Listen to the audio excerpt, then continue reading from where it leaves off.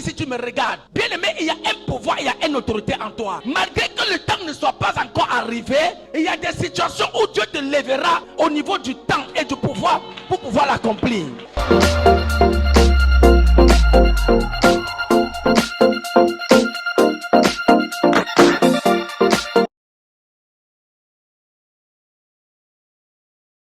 Le thème de ce matin, les actions prophétiques. Une action prophétique est une autre forme de prière inspirée et conduite sous la direction du Saint-Esprit, dans laquelle des éléments et des objets symboliques sont utilisés par celui ou celle qui est amené à faire cette action. Elles dépendent de Dieu, c'est-à-dire elles révèlent uniquement de la volonté ou encore de l'inspiration divine. Aucune action prophétique est posée par la pensée ou l'inspiration de soi. On ne se lève pas un matin et dit je vais poser action prophétique aujourd'hui. Alléluia. On ne se lève pas un matin pour dire comme Élisée avait posé action prophétique pour telle situation, ça a été résolu. Moi aussi je vais la poser.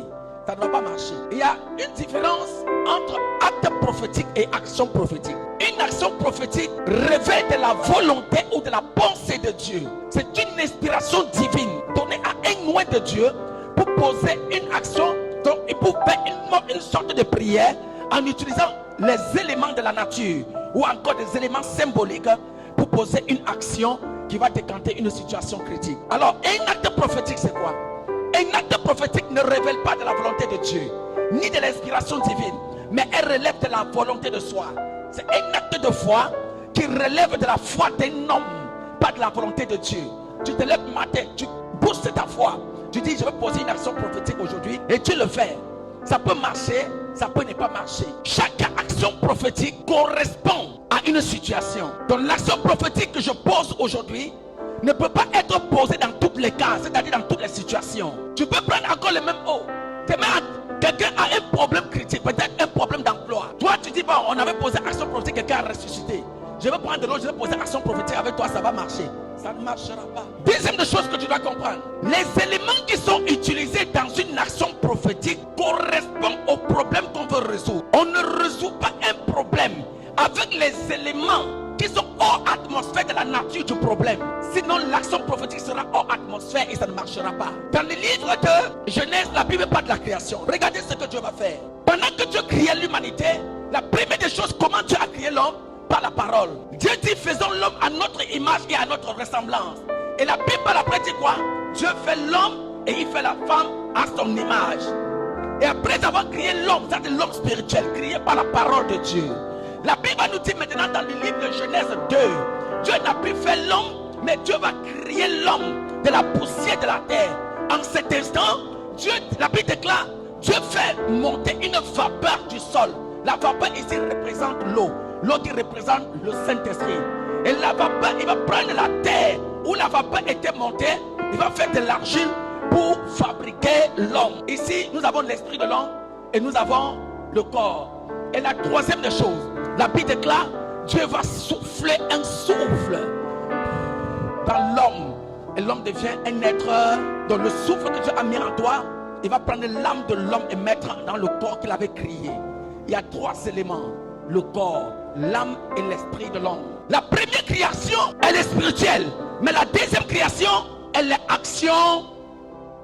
Elle est action. Action. Mais à la première création, Dieu n'a pas pris la terre. Il n'a pas eu besoin de l'eau. Il n'a pas eu besoin d'aucun élément pour créer l'homme. Il a dit que l'homme soit et l'homme fut. Faisons l'homme à notre image. Et Dieu fait l'homme à son image, à sa ressemblance. L'homme que Dieu a fait à son image, ce n'est pas l'homme que tu es en train de voir, ce n'est pas le corps que tu vois, non. Il est à l'intérieur de toi. C'est cet homme que par la suite Dieu a pour qu'il entre dans le corps. Dans un corps. Et maintenant Dieu donne son esprit à l'homme pour que l'homme devienne un être vivant. Gloire à Jésus. Donc, nous devons comprendre que on ne peut pas utiliser une prière de foi à la place des actions prophétiques. Ça ne marchera pas. La prière par la foi à sa place. Les actions prophétiques aussi ont leur. Sinon Dieu, il est Dieu. Il pouvait arriver dans le jardin de dire terre, forme-moi l'homme. La terre forme l'homme et du coup l'homme devient l'homme. Mais la Bible dit que Dieu créa l'homme de la terre. Donc il prit la terre et il devient le potier de l'homme. Il fabriqua l'homme. Il fait une forme, il donna une forme à l'homme. Mais au premier verset, Dieu n'a pas fabriqué, n'avait pas ce temps-là. Il a dit que l'homme soit, l'homme fut. Ça, c'est une autre dimension. Donc, ce qui doit être crié par des actions ne peut pas être crié par la foi. Les actions sont accompagnées de la foi. Mais la foi n'est pas accompagnée toujours par des actions prophétiques. Est-ce que vous avez compris? Les actions prophétiques sont accompagnées de la foi. Mais la foi n'est pas toujours accompagnée des actions. Dans le livre de Matthieu et de Marc, la Bible nous parle, dans le livre de Luc et de Marc, la Bible nous parle de l'aveugle né de naissance et l'aveugle de Bartimée, fils de Timée, qui s'asseyait au bord de la route. Il était aveugle mendiant. Dans le cas de Bartimée, fils de Timée, lorsque Dieu veut lui donner des yeux, Dieu n'a pas besoin d'action prophétique. Il a juste déclaré sur la vie de Timée, de Bartimée, fils de Timée. La Bible déclare qu'il était capable de voir. C'est pourquoi vous venez ici. Il y a des situations quand vous venez me voir, lorsque je dépose juste les mains sur toi, je déclare, tu es guéri, tu es restauré. Tu viens me donner une situation. Il suffit simplement, je dis, va. Comme tu t'en vas là, la situation est résolue. Je n'ai même pas besoin de prier. Ma parole t'accompagne, c'est fini. Parce que souvent à l'église là, beaucoup de personnes quand viennent souvent, tu viens avec ta situation quand tu as fini de m'expliquer. Et je te dis, va, la situation est résolue. Elle dit, papa, prie pour moi, non? La parole que je relâchais là, c'est déjà ma prière, c'est fini. Tu n'as pas besoin de te mettre à genoux, de te poser les mains, de crier sur ta vie. Non, comme j'ai dit, ainsi s'accomplira ce que j'ai dit. Alléluia. Beaucoup ici savent de quoi je parle. Mais beaucoup d'entre vous n'ont pas souvent la foi. Quand je déclare ainsi, je te dis, papa, prie encore pour moi, non? Non, papa, prie quand même. Papa, impose les mains quand même. Papa, fais ceci quand même. Non, frère, c'est parce que tu n'as pas la foi. Ce que j'ai dit là va t'accompagner et cela s'accomplira. Papa, je m'en vais à l'ambassade pour mon visa. Pardon, prie pour mon dossier. Prie pour moi pour que j'aille déposer. Va, que le Seigneur t'accompagne. C'est fini. Alléluia. Mais il y a des dossiers quand tu vas venir ici. Dès que tu arrives ici et tu déposes le dossier là, va chercher une offrande, attache à ton dossier, dépose devant l'autel. Tu poses d'abord une action et après ça, je vais t'imposer les mains. Je prie pour toi, je fais ripopo juste la tête jusqu'à tu as migraine même. Après ça, maintenant, il te dit, prends ton dossier, va déposer. La situation est résolue. Alléluia. Donc, on ne prie pas pour prier, mais on prie sous la direction du Saint-Esprit et en fonction du problème. Alléluia. Donc, et maintenant, Jésus, quand il dit à Bartimée, que veux-tu que je fasse pour toi? Comme dernièrement, j'ai demandé ici. Beaucoup de personnes ils ne savent même pas ce qu'ils vont me dire. Les gens qui sont assis en présence de Dieu. Et Dieu vient te demander, que veux-tu que je fasse pour toi? Tu commences à réfléchir. Non. Je n'ai pas. Tu es venu, tu ne sais même pas pourquoi tu es là. Vous voyez? Tu es venu, tu ne sais pas pourquoi. Imaginez, la Bible déclare que Salomon a rencontré Dieu. Dieu lui demande, Salomon, que veux-tu que je fasse pour toi? Je veux la sagesse. Les monsieur il attendait ça depuis longtemps. Tu vas voir que depuis, quand le gars a fait 1000 holocaustes là, tous les jours, c'était sa chanson devant Dieu. Donc quand Dieu se présenta devant lui, que veux-tu? Il se souvient qu'il a un problème, un désir ardent. Seigneur, la sagesse. Et Dieu dit, au-delà de la sagesse, je te donne toute la richesse. Est-ce que pendant quelqu'un ce matin, ton besoin doit être dans ton cœur? Ce n'est pas quand tu réfléchis à ce que tu n'as pas de problème. Amen. Mais regardez dans le cas de l'enfant né de naissance. Quand Jésus le rencontra, au lieu de dire, va, ta foi t'a sauvé, les yeux s'ouvrent comme pour Bartimée, il va dire, monsieur, assois-toi. Il crache sur le sol, il fait la boue, et après avoir fait la boue, il met sur ses yeux. Il ne s'arrête pas là. Après avoir mis la boue sur ses yeux, il dit, va te laver sur les eaux de... C'est après avoir lavé les yeux sur les eaux du Siloé, qui sera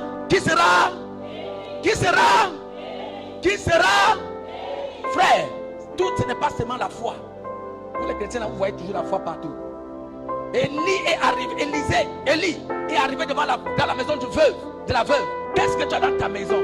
Je n'ai rien en dehors d'une petite farine, un peu d'huile.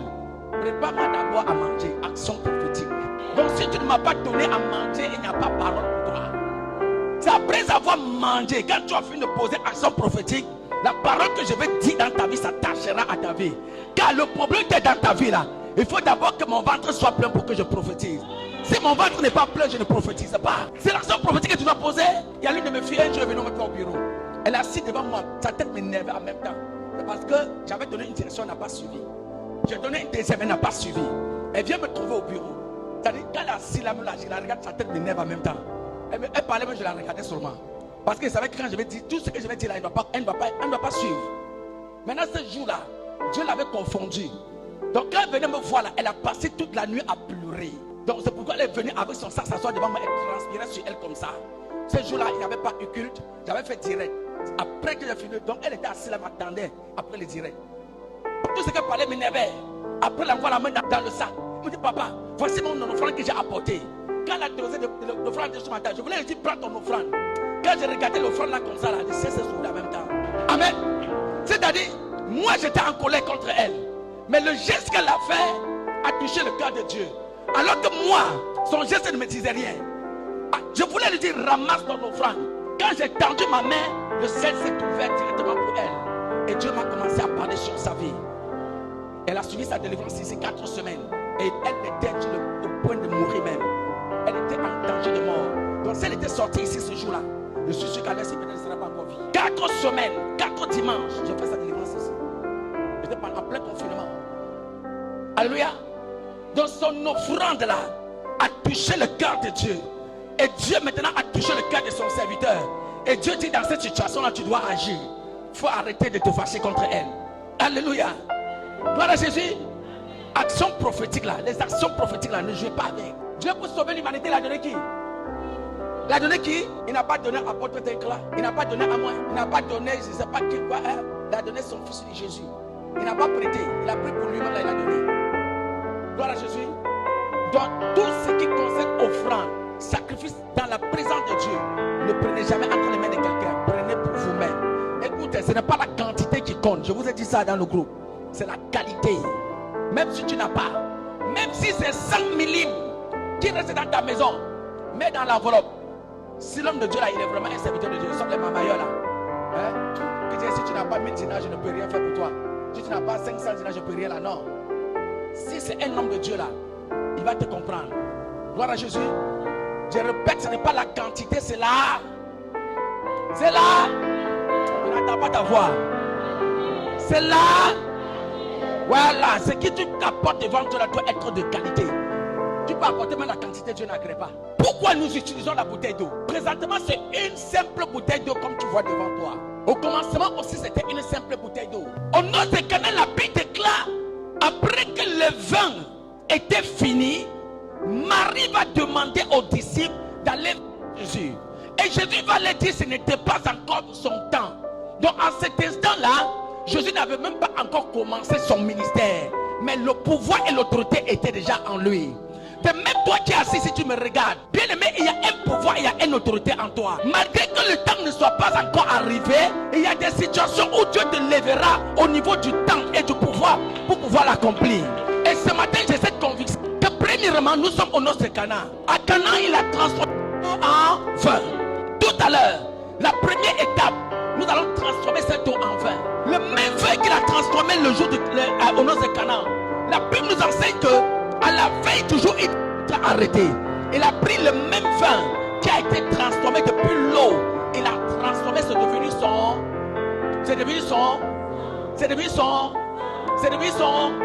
Donc ce n'est plus l'eau, mais c'est le sang de. Donc ce que nous buvons ici, avec le vin là, on peut le boire aussi, on peut le faire aussi avec nous. C'est un acte de foi. Ce n'est pas. Alléluia. Maintenant, c'est du sang de Jésus que je vais te parler. Nous allons parler du sang de Jésus. Éphésiens 1, verset 7. Éphésiens 1, verset 7, je lis la parole de Dieu. Avec autorité. En lui, nous avons la rédemption par son sang, la rémission des péchés. En lui, nous avons la rédemption par son sang. En lui, nous avons la rédemption par son Sang. C'est quoi la rédemption? La rédemption ici, c'est le rachat. Alléluia. Et lorsqu'on parle du rachat, ça veut dire nous avons été rachetés par son sang. Nous avons été sauvés par son sang. Donc, ici, bien aimé dans le Seigneur, là où le sang est présent, il y a rachat. Là où le sang de Dieu est présent, il y a un prix disponible pour payer tout ce qui est rachetable. Est-ce qu'il peut pousser? Je répète, là où le sang de Jésus est présent, il y a rachat. C'est-à-dire qu'un rachat est possible. Et là où le sang de Jésus est présent, quelle que soit la situation qui est là-bas, le sang de Jésus va prévaloir sur cette chose-là. Il y a beaucoup qui sont assis, qui sont encore sur les autels de la mort. Il y a des personnes qui sont encore sur les alliances satanique, je ne sais pas, ancestral ou parental. Il y a des personnes qui sont encore liées et connectées à des liens héréditaires. Des personnes qui sont assises sur des fondements de famille. Mais pour que ces fondements-là te lâchent, tu as besoin du sang de Jésus. Je vous ai toujours enseigné, on ne brise pas un fondement par une prière de la foi. Un fondement se brise par une action prophétique. Et je vais vous dire, il n'y a aucun autre élément de la nature ou symbolique aussi glorieux et puissant pour poser action prophétique que le sang de Jésus. Dans le livre de 2 Rois, la Bible nous dit, Élisée est arrivé, je crois à Gilgal, on dit les eaux sont amères, les eaux sont empoisonnées. Il a demandé qu'on lui donne un plat neuf. Il a pris le plat neuf, il a mis le sel dedans, jeté dans l'eau, la Bible déclare l'eau deviendra, elle est devenue pure. Le même Élie, dans le livre de 2 Rois 6, il arrive dans l'eau avec les disciples, ils sont en train de couper du bois. La Bible déclare que l'arche pour fendre le bois, le morceau de fer aussi lourd que vous connaissez, est tombé sur l'eau. Il va demander où est tombé le morceau de fer ou l'arche. On va lui montrer et coupe un morceau de bois. Il jette dans le même endroit. Le morceau de bois va descendre, l'arche va submerger.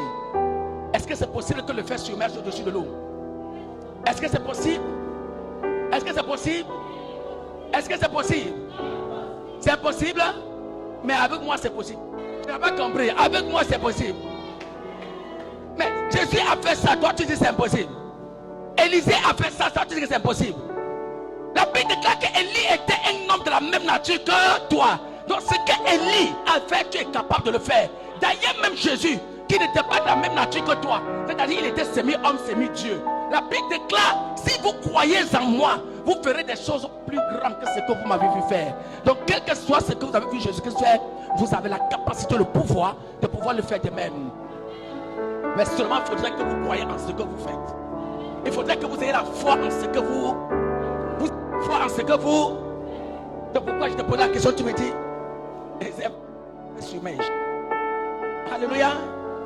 Si c'est impossible pour toi que le feu submerge, ça serait aussi impossible que l'homme marche sur l'eau. Alléluia. Ça serait impossible pour toi que l'homme marche sur l'eau. Ça serait impossible pour toi qu'on ressuscite un homme qui a fait 4 jours sur le sol, dans le sol. Ça serait impossible pour toi que le sang de Jésus ressuscite des personnes qui étaient morts depuis des millénaires. Car la Bible déclare le jour qu'il est mort, son sang a coulé. Et on a vu le corps de plusieurs saints qui étaient morts depuis des millénaires marcher à Jérusalem car ils étaient ressuscités. Par le sang de Jésus. Par le sang de. Par le sang de. Par le sang de. Si tu crois que le sang de Jésus est capable, le sang de Jésus va opérer quelque chose de glorieux dans ta vie aujourd'hui. Le sang de Jésus va opérer quelque chose de glorieux dans ta vie aujourd'hui. C'est par son sang que nous avons été rachetés. C'est à cause du sang de Jésus qu'on parle du rachat dans l'église. Sans effusion de sang, il n'y a point de pardon de. En lui, nous avons la rédemption. En lui, nous avons la rédemption. Par son sang. Par son sang. La rémission des péchés. Je vais dire à quelqu'un, écoute-moi église, écoute-moi enfant de Dieu. En lui, nous avons la rédemption par son sang. La rédemption par son sang, le rachat par son sang. Je ne sais pas ce que tu vis. Je ne connais pas quelle est ta situation ce matin. Même si c'est un problème de voyage, en lui, nous avons la rédemption par son sang. Les blocages de ton voyage doivent être rachetés ce matin par le sang de Jésus. Si c'est un problème de blocage, si c'est un problème de blocage ou de célibat chronique que tu vis, c'est-à-dire tout homme entre dans ta vie et partent. Les femmes que tu rencontres te déçoivent et s'en aillent. Je te le dis encore ce matin. Ce problème de célibat doit être racheté par le sang de Jésus ce matin. Si c'est un problème de maladie, quelle que soit la maladie que tu vis ce matin, la Bible déclare c'est pas ces maîtresses que nous sommes. Ces maîtresses que nous sommes. En un mot, c'est pas le sang de Jésus que nous sommes restaurés. C'est pas le sang de Jésus que nous sommes guéris. Donc ce sang va racheter ta santé ce matin. Tu n'as pas compris. Là où ils ont enterré ta santé, le sang de Jésus va couler ce matin en ta faveur. Là où ils ont enterré tes finances, le sang de Jésus va aller déterrer. Là où ils ont enterré ton mariage, le sang de Jésus va aller déterrer ton mariage ce matin. Là où ils ont enterré ta destinée, le sang de Jésus ira déterrer ta destinée ce matin. Quel que soit le problème que tu vivais, le sang de Jésus va aller ramener cela à l'existence au nom de Jésus. Peu importe le nombre d'années que tu pries, peu importe le nombre d'actions prophétiques que tu as posées, ce matin, Il s'agit du sang de... Il s'agit du sang de... Il s'agit du sang de... Je répète, bien-aimé, quel que soit le nombre d'années, depuis combien de temps tu pries, depuis combien de temps tu pries, tu intercèdes, depuis combien de temps on prie pour toi, depuis combien de temps tu poses des actions prophétiques, ce matin il s'agit du sang de... Du sang de... Du sang de... Y a-t-il un autre sang au-delà du sang de Jésus? Y a-t-il un autre sang plus puissant que le sang de Jésus? La Bible déclare que son sang crie encore que le sang des animaux. Les sorciers ne peuvent pas tuer Jésus, car Jésus est mort pour nous. Les marabouts ne peuvent pas tuer Jésus. Jésus est mort pour nous. J'ai dit les sorciers, les fondements de ta famille ne peuvent pas tuer Jésus. Il est mort pour... Il est mort pour... Il est mort pour... Il est mort pour... Alors le bouc et le mouton, les bêtes que les sorciers égorgent là, ne peut pas prévaloir sur l'autel qui est sur ta vie. Ne peut pas prévaloir sur le sang de Jésus qui coule sur toi. Alléluia. Même le sang d'Abel, la Bible déclare, le sang de Jésus crie encore plus fort que le sang d'Abel. Et le sang de Jésus crie encore plus fort que le sang d'Abel. Que le sang d'Abel. Mais dans ta famille, ils passent leur temps à boire le sang des sorciers comme eux, des marabouts comme eux, de tuer des pécheurs. Alléluia. Alors que Abel était un homme saint, pur, devant la face de Dieu. Alléluia. Mais la Bible déclare, le sang de Jésus est encore plus pur que leur sang. Est-ce que c'est pas quelqu'un? Est-ce que c'est pas quelqu'un? Le sang de Jésus est encore plus pur que leur... Prends ta bouteille d'eau.